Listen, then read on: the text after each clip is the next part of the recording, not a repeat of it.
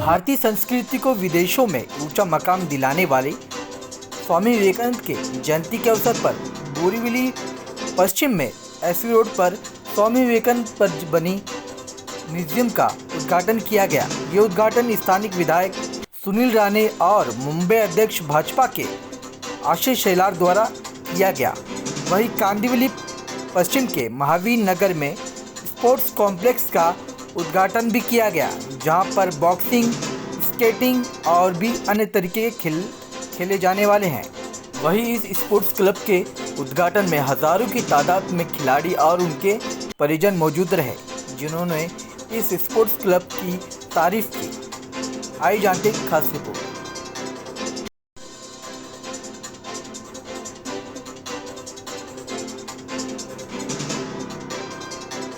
आशीष शेलार जी ने दिया, क्या कहेंगे इस मौके पर? नहीं, नंबर के पीछे मैं कभी नहीं दौड़ा हूँ, ना कभी दौड़ूंगा, लेकिन लोगों ने और हमारे भारतीय जनता पार्टी के कार्यकर्ताओं ने और हमारे नेताओं ने जिस विश्वास से मुझे बोरीवली भेजा था, उस विश्वास को और प्रामाणिकता से काम करने के पश्चात जो आपके सभी के सामने लगातार पिछले 3 वर्षों से मैंने जो काम किए वो रखे, और आप लोगों ने जिस तरह से बोरीवलीकरों ने जिस तरह से सभी कार्यक्रमों को सराहा, उल्लेखनीय जो काम हमारी सभी के टीम ने मिलके किए।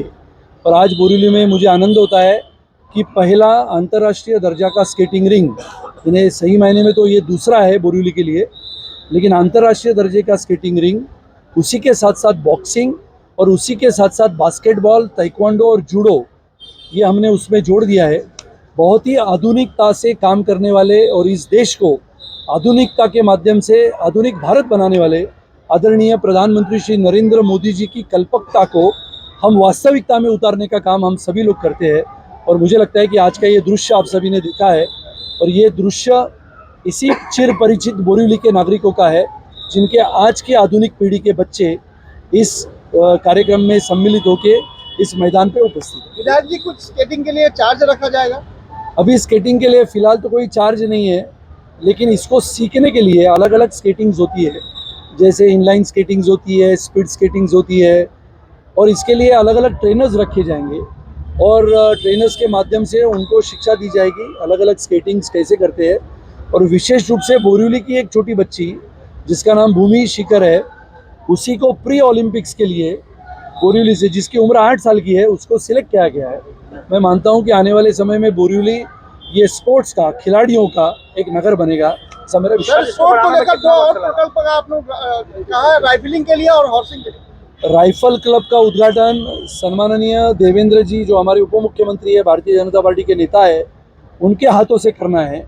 इसके लिए 26 जनवरी तारीख मैंने तय की है, प्रजासत्ताक दिन की, या फिर उसके आगे पीछे 2-4 दिनों में राइफल क्लब का उद्घाटन बोरीवली में, पहला बहुत ही सुंदर राइफल क्लब।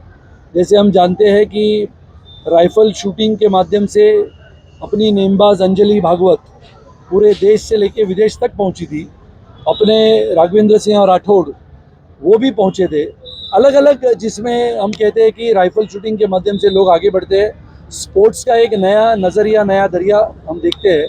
और राइफल शूटिंग क्लब और आर्चरी क्लब ये बोरीवली के शिमपोली में, जहाँ पर हमारी अंजलि ताई केड़कर नगर सेविका है, वहाँ पर आने वाले 20 दिनों में शुरू होने वाला है। सर, इसको बनाने में कितना वक्त लगा?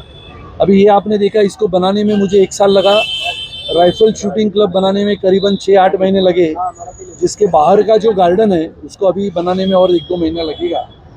मैंने महानगर पालिका के आयुक्त सम्माननीय श्री इकबाल सिंह चहल जी को ये दरखास्त किया, अनुरोध किया है कि वर्ली के बाद, ऐसा है कि आप सभी ने देखा ओलंपिक्स में घोड़ों का महत्व है, घोड़े सवारी का, घोड़े ऑब्स्टेकल्स पार करके जाते हैं उसका, इसके लिए घुड़सवारी बोरीवली में हो बच्चों के लिए, इसका मेरा प्रयास है। और मेरा विश्वास है कि महानगर पालिका के कायदे कानून में हॉर्स राइडिंग के लिए जगह नहीं थी, लेकिन बोरीवली के मैदानों को देखते हुए एक मैदान बोरीवली में नए रूप से घुड़सवारी के लिए बच्चों के लिए हम बनाने वाले हैं, और आप सबको उसका न्योता देंगे।